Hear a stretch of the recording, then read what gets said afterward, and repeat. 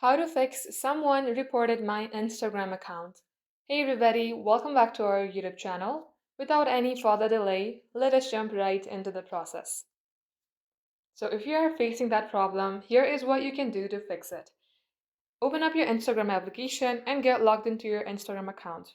From there, tap onto your profile, then tap on three bar icon on your top right, then tap onto help, then tap on report a problem. Now tap on include and continue. As you do so, simply type in that your account has been reported by someone, even though your account is Gen1, you are facing that issue. Once you do so, if you have any kind of screenshot that you would like to attach, you can do that by tapping on the upload button. And once done, tap on to send on your top right. And all you have to do is wait for your Instagram message to fix your problem. Thank you for watching the video till the very end. If it had helped you in any ways, then do like and subscribe.